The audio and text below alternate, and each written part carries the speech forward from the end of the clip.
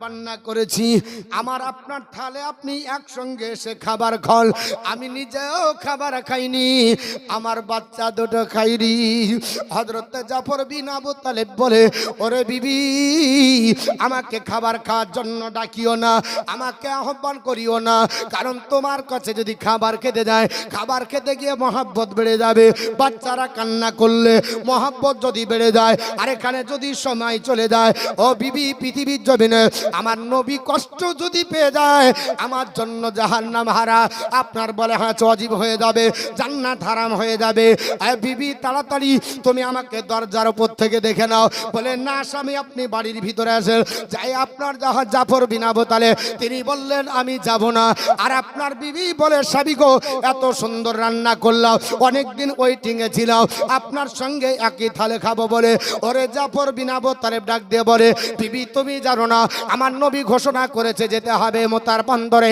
আমার আগে আল্লাহর নবী একজনকে সেনাপতির দায়িত্ব দিয়েছেন, তিনি হচ্ছেন নবীর জায়েদ, আপনার পালিত পুত্র, নাম হলো যায়েদ বিন হারেসা। পৃথিবীতে তিনি আপনার শহীদ হবেন, আর তারপরে নবী আমাকে বলেছে, আর আমিও শহীদ হব, আমার পরেও আর একজন আছে। এ বিবি, আমাকে বাধা দিও না, আমাকে তুমি কোন রকমের আপনার ব্রেক করবে না। স্বামী ডাক দিয়ে বলতেছে, ব্রেক করবে না? কি মহব্বত নবীকে করতো, আর আমরা কি মহব্বত করি। আল্লাহর নবীর কাছে আপনার বলে হয়েছে কথা দিয়েছে। বিবি ডাক দিয়ে বলে, দু মুঠো ভাত তুলে দি, খান। বলে, বিবি রে, কোনোদিন আর খাবো না, তোমার সঙ্গে এক তালে খাওয়া হবে না, যদি বেঁচে থাকি আল্লাহর জান্নাতে খাবো। বিবি ডাক দিয়ে বলে, স্বামী গো, এক আপনার লোকমা তুলে দেন। বিবি আপনার বলে হয়েছে ছাড়বে না, স্বামী খাবে না। জড়িয়ে ধরে বলল, কি হয়েছে বলেন। বলে, এই রকম ব্যাপার, শহীদ হয়ে যাব।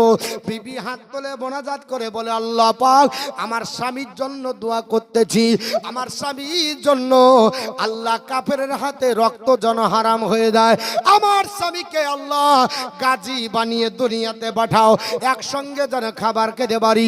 আমার নবীর সাহাবী হযরত জাফর বিন আবু তালেব একটা তরবারি নিয়ে আপনার উল্টো পিঠের আপনার মৃদুভাবে আঘাত দিয়ে বলে, বিবিরি, তুমি এই দোয়া করিও না, পৃথিবীর জমিনে কারো দোয়া আল্লাহর দরবারে আজ কবুল হবে না, কারণ বিশ্ব নবীর বিরুদ্ধে দোয়া চলবে না। আমার নবী বলেছি, আমি যুদ্ধের ময়দানে যাব, আর আমি শাহাদাত বরণ করব, পৃথিবীতে কেউ আর দোয়া করার পরে আমাকে গাজী করে নিয়ে আসতে পারবে না, বৃথা চেষ্টা করিও না। বিবি, মন ভরে দেখে না, তবে তোমাকে কথা দিলাম, পৃথিবীর জমিন থেকে শহীদ হব, ধৈর্য ধারণ করে থাকবে, বাচ্চাদেরকে নিয়ে এসো, একটু আপনার গালে মুখে চুম্বন দি, তবে বিবি শুনে রেখে দাও, এই দুনিয়াতে দেখা হবে না, জান্নাতের সিঁড়িতে আমি তোমার জন্য অপেক্ষা করব। বিবি, জান্নাতে আমাকে যাবার আগে তুমি একটু আমাকে খুঁজবে, আমি জান্নাতের সিঁড়িতে তোমার জন্য আপনার অপেক্ষা করব। হযরত জাফর বিন আবু তালেব এই বলে বিবিকে আপনার বুঝিয়ে দিলেন। বাচ্চা দুটি হাউ হাউ করে কান্না করতে লাগলো।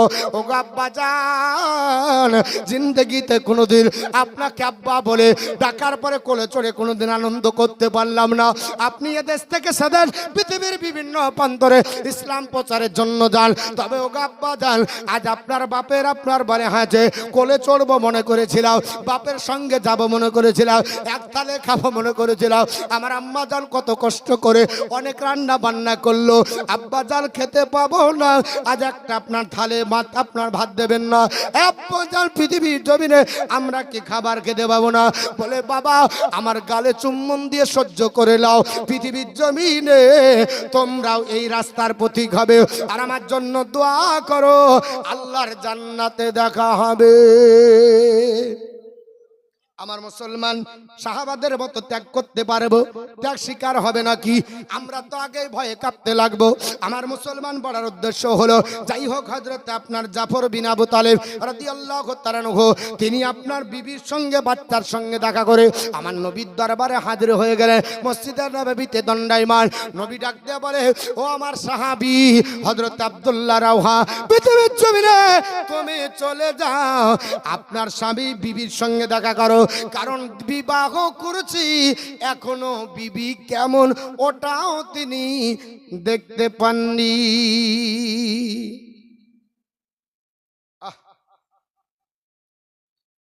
নবীকে রাজি করার জন্য এসে গেছেন, এখনো বিবি কেমন দেখেননি। হযরত আব্দুল্লাহ রাহা পৃথিবীর জমিনে তিনি দেখতে পাননি বিবি কেমন। আমার নবী ডাক দিলেন, যাও বিবির সঙ্গে দেখা করো।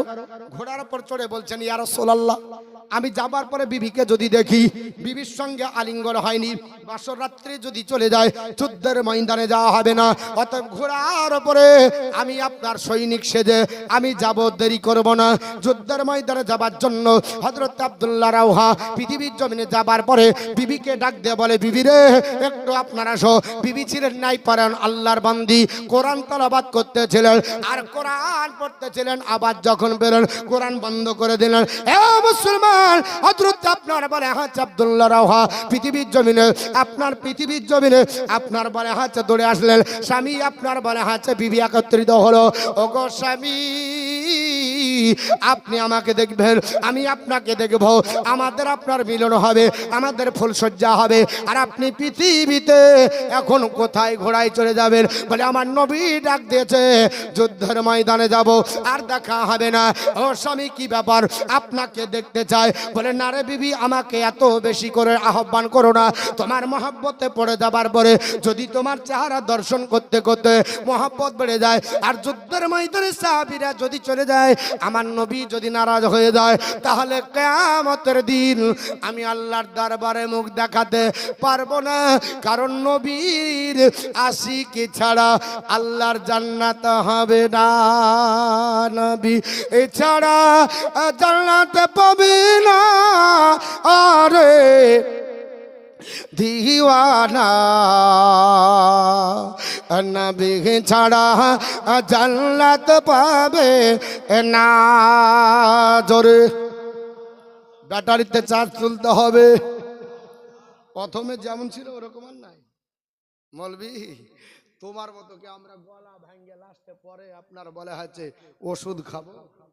আস্তে আস্তে বলবো যেন না গলা ভাঙে নাকি। আরে নবী ছাড়া জান্নাত পাবে না রে দিওয়ানা, নবী ছাড়া জান্নাত পাবে না। আগে যাও রে নবীর দারে, নত শিরে হরে তারে। আগে যাও রে নবীর দারে, নত শিরে হরে তারে। তবে পাবে মাওলার ঠিকানা রে দিওয়ানা, নবী ছাড়া জান্নাত পাবে না, নবী ছাড়া আল্লাহ পাবে না রে দিওয়ানা, নবী ছাড়া জান্নাত পাবে না। আল্লাহ পাক রানী বলে, যেজন পেতে চাওয়া আমাকে। আল্লাহ পাক রানী বলে, যেজন পেতে চাওয়া আমাকে। আগে ধরো নবীর দামান কা আনারে দিওয়ানা, নবী ছাড়া জান্নাত পাবে না, নবী ছাড়া আল্লাহ পাবে না রে দিওয়ানা, নবী ছাড়া জান্নাত পাবে না। জিবরিল আমিন নবীর দারে বলেন, হুজুর দেখিলাম কত পয়গম্বর, আপনার মতো একই জন নবী হবে না রে দিওয়ানা, নবী ছাড়া জান্নাত পাবে না, নবী ছাড়া আল্লাহ পাবে না রে দিওয়ানা, নবী ছাড়া জান্নাত পাবে না। সাহাবীরা কেমন ভক্ত করবে, তিনি বললেন বিবি আমি তোমাকে দর্শন করব না, আর যদি দেখতে হয় আমি ঘোড়ার উপর আছি, একবার এসে দেখে নাও। স্বামীকে ডাক দিয়ে বলেছিল স্বামী গো, আমি আপনাকে আলিঙ্গন করার জন্য ডাকিনি, আপনার সঙ্গে নিয়ে রাত্রে বাসর কাটাবো এটার জন্য ডাকিনি। আমি মদিনার বিশ্ব সুন্দরী ছিলাম, আমাকে বিবাহ করার জন্য অগণিত পাগল ছিল হুজুর, তবে আপনাকে বিবাহের বন্ধনে স্বামী রূপে যেহেতু গ্রহণ করেছি, কিয়ামতের দিন স্বামীর সঙ্গে জান্নাতে যাবার জন্য কত আশা করেছি। ও স্বামী, পৃথিবীর জমিনে যুদ্ধের ময়দানে আপনি যাবেন, গাজী হয়ে আপনার বলে গাজী যদি আপনার বলে হাজার যুদ্ধে বিজয় হয় আপনি গাজী হবেন, আর যদি ইন্তিকাল করেন আপনি শহীদ হয়ে উঠবেন। আমার বড় ভাগ্য হবে, আমার সুনাম হবে, আমি আপনার বড় মর্যাদার অধিকারী হব, আমি একজন শহীদের বিবি হব। কিন্তু হাজার হাজার কোটি কোটি মানুষের কাছে, লক্ষ লক্ষ মানুষের কাছে যেই দিন আমার আল্লাহ পাক আমাকে আপনার শহীদের বিবি বলে ডাক দেবে, ওই দিন আমি কি করে চিনতে পারবো আমার স্বামী কোনটা? আমি তো আপনার চেহারা দেখিনি, আপনাকে তো চিনি না। ও স্বামী, একবার দেখা দেন, আমি আপনাকে জান ভরে দেখি, আপনার নজর আপনার চেহারাটা আমি আপনার দেখে নিয়ে আমার হৃদয়ের অঙ্কনে, আমার হৃদয়ের মেমোরিতে, আমার হৃদয়ের ভিতরে আমি আপনাকে এঁকে রেখে দিব। কিয়ামতের দিনে আমি আপনার বলে হ্যাঁ আল্লাহর দরবারে গর্ব করে বলবো মাবুদ আমি হলাম একজন শহীদের বিবি। সেই দিন আপনাকে লক্ষাধিক মানুষের কাছে আমি যেন চিনতে পারি, এর জন্য আপনাকে ডেকেছি, কারণ আপনার কোরআন পড়া বিবি কত সুন্দর, আপনার কোরআন তেলাওয়াত করতে করতে বিবেক আপনার বুঝেছে। আর এখন পৃথিবীর জমিনে আমার বিবি বলছে আল্লাহ যেন সহি সালামতে আমার স্বামীকে ঘুরিয়ে নিয়ে আসে। বলছে না? বলছে না? আগামী পরশুদিন আসামে আমার প্রোগ্রাম আছে, তো প্রশাসনের তরফ থেকে বাধা যেতে পাবে না, এর জন্য আমার বাড়ি তো দূরের কথা, গোটা এলাকা কম্পন মৌলবী সাহেবকে বাধা দিয়ে দিয়েছে, যেতে দিবে না রে, কঠিন ব্যাপার, থানা ধারা দৌড়ে বেড়াচ্ছি, কি করবো, একটু যেতেই হবে। শেষ পর্যন্ত বলে না আপনাকে কোনো মতে পারমিশন দেওয়া হবে না। কঠিন ব্যাপার, আমি কি করেছি, তো বলছেন না আপনাকে পারমিশন দেওয়া হবে না, যা আছে পরে বলবো, আরো অনেক কথা। শেষ পর্যন্ত আপনার বলে হচ্ছে নেতা নেতৃত্ব ধরে বলেছে হ্যাঁ আসবে, কিন্তু একেবারে যেন প্লেন কথা হয়। আমি যে প্লেনই তো বলি, আমি তো বেকা টাকা কিছু বলিনি, সব তো প্লেন, যা আছে সব একেবারে লিখা আছে। প্লেনের বাইরে আমি কোনোদিন একেবারে আপনার বলে হচ্ছে বেকা আপনার টেढ़া কথা বলি না, সব প্লেন সোজা কথা বলি। এই সোজা কথা যদি কারো আপনার বিরুদ্ধে হয় ওটা তো আমার কিছু যায় আসে না। হ্যাঁ, চোরকে চোর বলবো না তো আমি কি বলবো, ওকে বলবো আল্লাহ, একবারে আপনার বলে হচ্ছে আল্লাহর ফেরেশতা নেমে এসেছে বলবো। আগে চোরকে তো চোরই বলতে হবে, ডাকাতকে ডাকাতি বলতে হবে, সন্ত্রাসকে সন্ত্রাস বলতে হবে। যে মাদ্রাসা পৃথিবীর জমিনে আপনার পড়ে কোরআন পড়ে আদর্শবান হয়, সে মাদ্রাসাকে যারা সন্ত্রাসের আখড়া বলবে, আর আমি ওদেরকে দোয়া করবো আল্লাহ যারা সন্ত্রাসের আখড়া বলেছে এদের বলিষ্ঠ কণ্ঠ আরো বাড়িয়ে দাও, এরা যেন আরো বেশি করে বলে, এটা বলবো। হ্যাঁ, যে আসামের আপনার 614টা মাদ্রাসার আরবি সিলেবাস তৈরি বন্ধ করে দেওয়া হলো, কি অপরাধ করেছে আরবি? কেন আরবি পড়তে পাবো না? আমি ভারতবর্ষের অধিবাসী, আমি কেন আপনার আরবি পড়তে পাবো না? আরবি কোনো লোকাল ভাষা? আরবি হলো জাতিসংঘের স্বীকৃতিপ্রাপ্ত ভাষা। আরবি কি ভাষা? জাতিসংঘের স্বীকৃতিপ্রাপ্ত ভাষা। আপনারা জানেন কিনা জানি না, আমি বলছি যারা শিক্ষিত সমাজ আছে জানেন, জাতিসংঘের স্বীকৃতিপ্রাপ্ত ভাষা হলো 6টা। কটা? 6টা হলো ইন্টারন্যাশনাল ভাষা। জাতিসংঘ যাদেরকে স্বীকৃতি দিয়েছে এর মধ্যে 1 নাম্বার হলো ইংরেজি, ওষুধ খান ইংরেজি, বাংলাতে বলবেন আমাকে প্যারাসিটামল দাও, তাও আপনাকে ইংরেজিতে লেখা দিবে। আপনি বাংলায় বলবে ডাইজিন দাও, তাও ইংরেজিতে লেখাই দিবে। আপনি বাংলায় বলবেন আমাকে আপনার ক্লেভাম 625 দাও, তাও আপনাকে ইংরেজিতে দিবে না, আপনার বাংলা দিবে। আপনি বলবেন ওষুধ দাও, তা আপনাকে বলবেন মেডিসিন দিচ্ছি, অন্য কিছু দিবে ভাই? আপনি চাইলেন বাংলা জানেন, হিন্দি জানেন, উর্দু জানেন, আরবি জানেন, ইংরেজি লেখা থাকবে, পড়তে জানেন আর না জানেন কেন, এটা হচ্ছে ইন্টারন্যাশনাল ভাষা। আপনি পড়তে না জানেন কিন্তু আপনার বলা হচ্ছে সব কিছুতে ইংরেজি থাকবে, থাকবে নাকি থাকবে না? জিন্দেগিতে পড়তে জানে না, তাও ইংরেজিতে লেখা। মোবাইল কিসে লেখা? তবে ইংরেজি। ও জিন্দেগি মোবাইল বানান পারবে না। ওকে যদি ধরেন ও জানে না, কিন্তু নাম জানে এটা মোবাইল। ভাষাটা কোন ভাষা? ইংরেজি। কেন? যে এটা জাতিসংঘের স্বীকৃতি প্রাপ্ত 1 নম্বর ভাষা। তুমি জানো আর না জানো ইংরেজিতেই লিখবে, কারণ এটা পাওয়ারফুল ভাষা। ঠিক তদ্রুপ ভাবে জাতিসংঘের স্বীকৃতিপ্রাপ্ত ভাষা হলো আরবি।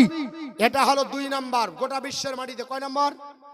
2 নম্বর গোটা বিশ্বের মাটিতে। সেকেন্ড পজিশন ভাষা হলো আরবি। জাতিসংঘের স্বীকৃতি 6টার মধ্যে। তাহলে আপনি আরবি জানেন আর না জানেন, আরবি হবে, আরবি বলবে, আরবিতে আপনার পড়তে হবে। 600 আপনার বলা হচ্ছে 14টা 614টা মাদ্রাসার আরবি সিলেবাস বন্ধ। আরবি পড়লে বলছে আতঙ্কবাদী হয়, এর জন্য বন্ধ করা হচ্ছে। পৃথিবীর জমিনে পাশ্চাত্যের আপনার 37টি দেশের রাষ্ট্রীয় ভাষা হলো আরবি। যারা আরবিতে কথা বলে, আরবিতে আপনার বলা হচ্ছে দেশ চলে। এই ভাষাটা ছোটখাটো ভাষা নয়, এটা জাতিসংঘের স্বীকৃতিপ্রাপ্ত ভাষা। অথচ সেই ভাষাকে বন্ধ করে দেওয়ার জন্য চিন্তা ভাবনা করে আরবি সিলেবাস বন্ধ, মাস্টার নিয়োগ হবে না, আরবি পড়তে পাবে না।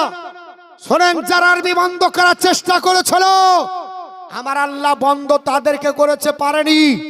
কলকাতা হাইকোর্টের প্রধান বিচারপতি ম্যাডাম পদ্মা খাস্তিকে আজ থেকে 25 বছর আগে আল্লাহর কোরআনের বিরুদ্ধে যখন কেস করা হলো, তখন কেস নিজে হ্যান্ডেলিং করে বলল কোরআন চর্চা বন্ধ, কোরআন পড়তে পাবে না, কোরআন পড়তে দেওয়া হবে না। কোরআন পড়ার পর মুসলমানের জনসংখ্যা বেড়ে যাচ্ছে, এর জন্য মুসলমানের জনসংখ্যা যেন না বাড়ে, কোরআন বন্ধ হয়ে যাবে। মুসলমানরা চিন্তিত, আমাদের কোরআন পড়া বন্ধ করে দেবে। তদানীন্তনকালে মুসলমানরা চিন্তিত হয়েছিল, কিন্তু আল্লাহ পাক চিন্তা মুক্ত করে দিয়েছিলেন একজন বেধর্মীর হাত দিয়ে। জোরে বলুন সুবহানাল্লাহ। ওই লোকটার নাম আপনার কলকাতার ক্যালকাটা ইউনিভার্সিটির স্বীকৃতিপ্রাপ্ত বাংলা সাহিত্যের ইতিহাস লেখকের নাম আপনার ডক্টর অসিত কুমার বন্দ্যোপাধ্যায়। ডাক দিয়ে বলেছেন, ম্যাডাম পৃথিবীতে আর কোন গ্রন্থ বন্ধ করা সম্ভব হতে পারে, কিন্তু মুসলমানের ধর্মগ্রন্থ এটা তো বন্ধ করা যাবে না। বলছে আই ক্যান চ্যালেঞ্জ, আমি চ্যালেঞ্জ করছি, বন্ধ করব। ম্যাডামকে বলেছিল তাহলে আমি 200-250 টাকা দিয়ে 500 টাকা দিয়ে একটা কিতাব কিনে বস্তার মধ্যে ভরছি। রামায়ণ বস্তায় ভরেন, মহাভারত বস্তায় ভরেন, গীতা বস্তায় ভরেন, পুরাণ বস্তায় ভরেন, 4টা বেদ ভরেন, ত্রিপিটক ভরে দেন, জিন্দা বস্তা ভরেন, গ্রন্থ সাহেব ভরেন। 1 বছর পরে হাওড়া ব্রিজে নিয়ে যাব, জলাশয় নিমজ্জিত করব। 1 বছর দেখব রামায়ণ তৈরি করেন, বাল্মীকির রচনা রামায়ণ তৈরি করেন। ম্যাডাম দাঁতে কলম ধরে বলছে ওটা হবে না। বলে কেন হবে না? ওর হাফেজ জানা, হাফেজ নাই। কারণ যে রামায়ণের গল্পটা জানতো সে লিখতে জানতো না, যে গল্প জানতো সে লিখতে জানতো না, যে লিখতে জানতো গল্পটা জানতো না। অতএব রামায়ণ রচনা করতে গেলে হাফেজ লাগবে, গোটা বিশ্বের মাটিতে হাফেজ নাই, অতএব তৈরি হবে না। 2 বছর সময় দেব, মহাভারত তৈরি করো। বলে ওটাও হবে না। বলে কেন হবে না? এরও হাফেজ পাওয়া যাবে না, সম্ভব হলো না। 3 বছর সময় দেব। আপনার গীতা যেখানে 4 লক্ষ আপনার পুরোহিত নিয়ে আপনার বলা হচ্ছে তেলাবাত করা হলো, খুব আপনার সুনাম অর্জন হলো, তো বলে একটা হাফেজ দেখাও, 3 বছর সময় দেব, একটা গীতা তৈরি করো। ম্যাডাম বলছে হবে না, ওটাও সম্ভব নয়। বলে এর হাফেজ নাই। 4 বছর সময় দেব, 4টা বেদ তৈরি করো। বললে সম্ভব নয়, এরও হাফেজ নাই। 5 বছর সময় দেব। হিন্দু শাস্ত্রের প্রাচীন গ্রন্থ নাম হলো তার পুরাণ, 18 খণ্ডে বিভক্ত, তৈরি করে দেখাও। বলে সম্ভব হবে না, এরও হাফেজ নাই। 6 বছর সময় দেব, আপনার ত্রিপিটক তৈরি করো। সম্ভব হবে না, এরও হাফেজ পৃথিবীতে আপনার হয়নি, আগামী তো হবে না, আপনার 6 বছর হবে। তাহলে হলো না। বলে 7 বছর নেন, আর একটা গ্রন্থ তৈরি করেন। বলে আপনার বলা হচ্ছে গ্রন্থটা ত্রিপিটক, ওটা তৈরি করে দেখাও। বলে ওটাও হবে না, এরও হাফেজ নাই। 8 বছর সময় দেব, গ্রন্থ সাহেব তৈরি করো। সম্ভব হবে না, এরও হাফেজ আবেগ পৃথিবীতে আপনার নাই, আগামী তো হবে না। বলে ম্যাডাম 8 বছর লাগবে না, 8 মাস লাগবে না, 8 দিন দরকার নাই,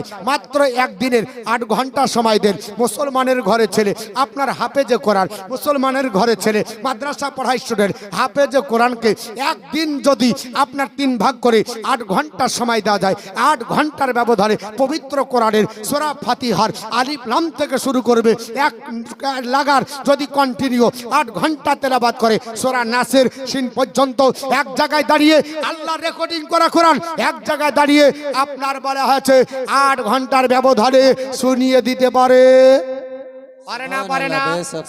আছে হাফেজে কোরআন 8 ঘন্টার ব্যবধানে গোটা টোটাল রেকর্ডিং করা কোরআন শুনিয়ে দিতে পারে। কত নম্বর চিপস, কত নম্বর আপনার মেমোরি আপনি জানেন? আপনার মেমোরি আপনার পাওয়ার আছে 1 GB হবে, 2 GB হবে, আপনার 3 GB হবে, আপনার 4 GB হবে, আপনার বলে হচ্ছে 5 GB হবে, আনলিমিটেড হবে না।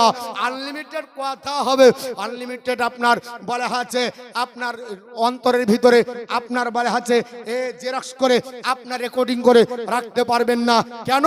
মহান আল্লাহ পাক বলে নাহানু নাযান্না যিকরা ওয়া ইন্না লাহু লাহাফিজুন, কোরআন আমি আল্লাহ অবতীর্ণ করেছি আর সংরক্ষণ করার দায়িত্ব আমি আল্লাহর।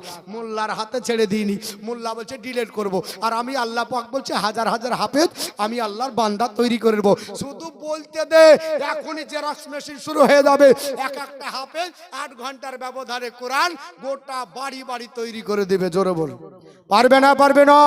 এমন কোন দেশ আছে যে একটা দেশে হাফেজে কোরআন নাই? অন্তত একটাও আছে। এক এক দেশে 2টা আছে, এক এক দেশে 5টা আছে। যদি সার্ভে করে দেখা যায় প্রত্যেকটা গ্রামে একটার চাইতে বেশি হয়ে গেছে কোরআন। হাজার হাজার কোরআনের হাফেজ, ওরা হচ্ছে নিজস্ব জেরাস মেশিন বসা আছে। আল্লাহ বলছে কোনো চিন্তা নাই, এত মেমোরি দিয়েছি, এত জিবি দিয়েছি, এত আপনার বলে হচ্ছে র্যাম দিয়েছি, আপনার কোনো দিন শেষ হবে না। যা আপনার ভরবে দেখবেন। কোন ব্যক্তি যদি কিছু ডাউনলোড করে তো সিগন্যাল পড়ে যায়, কিছু ডিলিট করো দিয়ে ডাউনলোড করো, মানে অ্যাপস লোড আর লিবে না, হয় না? হাফেজ সাহেব যে কোরআন শরীফ মুখস্থ করেছে, ওনার আর কিছু মুখস্থ করতে পারে না? পারে না? আর অন্য কোম্পানি বলছে সামথিং ডিলিট, মানে কিছু ডিলিট করো তারপরে আমাকে ভরো, না হলে কি হবে আমি ফুল মেমোরি ফুল, হয় না? মেমোরি ফুল হলে হবে না। কি বলছে? বলে কিছু মেসেজ ডিলিট করো, কিছু এটা ডিলিট করো। তা হাফেজে কোরআন যারা আছে আর অন্য কিছু ভরতে পারে না? পারে না? হাদিস মুখস্থ, কোরআন মুখস্থ, আপনি জিতছেন মুখস্থ। কত জিবি র্যাম আমার খোদা জানে, কত জিবি র্যাম খোদা জানে। আনলিমিটেড, অসুবিধা নাই। যা বলবেন এখানেই সেভ করে নেবে। চেষ্টা চালাতে হবে, আমার আল্লাহ তাকে আপনার বলে হাতে মুখস্থ করার দায়িত্ব দিবেন। জোরে বল সুবহানাল্লাহ। আমার মুসলমান বলার উদ্দেশ্য হলো, আপনাদের কাছে আলোচনা করছিলাম। কি হলো? খাড়া হয়ে গেলেন কেন? সিগন্যাল পড়েছে নাকি? আমার বন্ধুগান বলার উদ্দেশ্য হলো, হযরত আপনারা বলা হয় যে বিশ্ব নবী ডাক দিয়ে বললেন, এ সাহাবারা মোতার যুদ্ধে যেতে হবে, মোতার যুদ্ধে যাবার পরে শাহাদাত তুমি বরণ করবে। এ আমার যায়েদ বিন হারেসা রেডি হয়ে যাও। আল্লাহর নবী 3000 সাহাবী মোতার যুদ্ধে যাবার জন্য রেডি হয়ে গেলেন। আমার নবীজি 3000 সাহাবীকে প্রমোট করে যুদ্ধের ময়দানে পাঠাচ্ছেন। এক ইহুদির সঙ্গে দেখা হলো, ডাক দিয়ে বলতেছে, ইহুদি, ওগো যায়েদ বিন হারেসা, তোমাদের নবী তোমাকে যুদ্ধ করার জন্য বলেছে। বলে হ্যাঁ। তবে কি বলেছে? বলে আমাকে শহীদ হবে বলেছে। বলে যদি তোমাদের নবী সত্য হয়, শহীদ অবশ্যই হবে, কারণ পৃথিবীর জমিনে মুহাম্মদের একটা কথা অল্টারনেট হয় না। জোরে বলুন সুবহানাল্লাহ। আল্লাহর নবীর সাহাবীরা তবুও পিছু পা হলেন না। আমাকে যদি বলে মতিউর রহমান, তুই যে বক্তব্য রেখেছিস নামিয়া দেখ, সামনে তোকে ধরবো। মতিউর রহমান বলছে রাস্তা পাল্টা, অন্য দিক দিয়ে চল। সাহাবীদেরকে বলা হলো শহীদ হয়ে যাবে, সাহাবারা কিন্তু পিছু পা হলো না। একটাও সাহাবা আপনার পিছু পা হচ্ছেন না। আমার নবীর সাহাবারা 3000, 1000 আপনার বলে হয়েছে 1 লক্ষ। আপনার বেধর্মী হিরাক্লিয়াসের তত্ত্বাবধানে কাফেররা একত্রিত হয়ে যায়, তারা খাবার খায়, পানি খায়, উটের গোস্ত খায়, তাদের জায়গার অভাব নাই, তাদের খাবারের অভাব নাই, পানির অভাব নাই, অস্ত্রের অভাব নাই, আর বলিষ্ঠ ঘোড়া নিয়ে এসেছে যুদ্ধের জন্য। আমার নবীর সাহাবীদের তেমন অস্ত্র নাই, তেমন খাবার তাদের নাই। যুদ্ধের ময়দানে যাবার পরে পৃথিবীর জমিনে 1 লক্ষ কাফের দেখে কিছু সাহাবী বিরক্ত হয়ে আপনার বলেছিল, আরে 1 লক্ষ কাফেরের বিরুদ্ধে কি করে লড়বো। যুবক সাহাবী দাঁড়িয়ে গেল, হযরত আব্দুল্লাহ রাওহা ডাক দিয়ে বলে, নবীর সাহাবীরা, আমরা মুসা কালিমুল্লাহর যুগের উম্মত নয়, আমরা পিছু পা হব, আমরা নবীর গোলাম, আমরা পিছু পা হব না, আমরা নবীর জন্য জীবন দিব। জোরে বল সুবহানাল্লাহ। আর একটু জোরে বলে পৃথিবীর জমিনে আমরা নবীর কাছ থেকে এসেছি, আমার নবী বলেছে শাহাদাত বরণ করব, অতএব পৃথিবীর জমিনে শহীদ হব। এ সাহাবারা পিছু পা হবে না। 3000 সাহাবীকে হযরত আপনার আপনার বলা হচ্ছে আব্দুল্লাহ রাওহা রাদিয়াল্লাহু তাআলা তিনি প্রশিক্ষণ দিলেন। যাবার পর যুদ্ধের ময়দানে আপনার বলা হয়েছে যাবার জন্য হযরত যায়েদ বিন হারেসাকে বললেন, যায়েদ বিন হারেসা তিনি 1 নম্বর যুদ্ধের আপনার সেনাপতির দায়িত্ব বহন করে। হযরত যায়েদ বিন হারেসা পৃথিবীর জমিনে যুদ্ধের ময়দানে নামলেন। তবে আমার নবী বলেছে, কখনো কেউ জানো আগে আপনার বলে হচ্ছে আক্রমণ করবে না। মুসলমানের আপনার অবস্থা হলো, যুদ্ধের ময়দানে তোমরা ইসলামের দাওয়াত দাও। উদউ ইলা সাবিলি বিল হিকমা ওয়াল মাউইজাতিল হাসানা। তোমরা যখন কাউকে নিজের ধর্মের দিকে ডাকবে, ভালো ভালো যুক্তি দিয়ে সুন্দর সুন্দর কথা বলে ডাকো, তিরস্কার করে না। আমরা কোনো কাফির মুশরিককে ঘৃণা করতে পাবো না, কিন্তু যখন আমাদের অধিকার ছিনিয়ে নিবে, অধিকার দাবি করতে পাবো। কারণ এটা ভারতবর্ষের সংবিধান, ভারতবর্ষের মাটিতে আমরা বসবাস করি, আমাদের এটা অধিকার সাংবিধানিক। কেন? 1944 সালে নেতাজিকে যখন গুলি করেছিল ইংরেজের প্রশাসন, তখন কোথায় ছিল? কে বাঁচিয়েছিল জানা আছে? নেতাজিকে চাপিয়ে ধরে নিজের পিঠে গুলিটা যিনি বিদ্ধ করেছিলেন, তার নাম হচ্ছে নিজামুদ্দিন। আমাকে বলতে হবে না, নিজামুদ্দিন এত আপনার বলা হচ্ছে নিজের জীবন দিয়ে বিবিকে বেওয়া করলেন, বাচ্চাকে এতিম বানালেন, মা বাপকে সন্তান হারা করলেন। নেতাজিকে বাঁচিয়ে বললেন, নেতাজি আপনার মতো যদি নেতা ভারতবর্ষের বডিয়ে থাকে, তাহলে ভারতবর্ষের জনগণ স্বাধীনতা ফিরে পাবে। কারণ আপনি চরমপন্থী একজন নেতা, আপনি দিল্লি চলো বলে ডাক দিয়েছেন, আপনার স্লোগানে গোটা বিশ্বের মানুষ সাড়া দিয়ে আপনার কাছে এসেছে। অতএব ভারতের জনগণের কল্যাণ করেছেন, তার জন্য ইংরেজের প্রশাসনের গুলিতে আপনি ঝাঁঝরা হয়ে মারা যাবেন, আর আমরা নেতা হারা হব না। তাই নিজামুদ্দিন চাবড়ে ধরে নিজেকে ইংরেজের গুলি পিঠে বিদ্ধ করলেন। শেষ পর্যন্ত নিজামুদ্দিন প্রাণ চলে গেল, নেতাজি বেঁচে গেল। তাহলে নিজামুদ্দিনের নামটা উঠলো না কেন? বাঁচালো কে? নিজামুদ্দিন। এ কথাটা বললে মতিউর রহমান খারাপ। অনেক ইতিহাস আছে, আমি আপনাদের কাছে সারা রাত্রি যদি ভারতবর্ষে মুসলমানদের অবদানের কথা বলি শেষ হবে না। কিন্তু আমাকে একটু বলতে হবে, আম কাঁঠালে বাগান, বুঝতে পারছেন? সবাই তো বিরিয়ানি পছন্দ করে না। কেউ খিচুড়িতে পেট ভরায়, কেউ বিরিয়ানিতে, আবার কেউ ডাল ভাত ছাড়া খায় না, আবার কেউ রুটি খায়, কেউ আবার আপনার বলা হচ্ছে ফল খেয়ে দিন কাটায়। তাহলে রুচি সবার সমান না, তাই না? যে যা চাই একটু তাদের সামঞ্জস্য রক্ষা করতে হয়। দরুদ শরীফ পড়েন, আমি যুদ্ধের ময়দানে ঢুকে যাই। আল্লাহুম্মা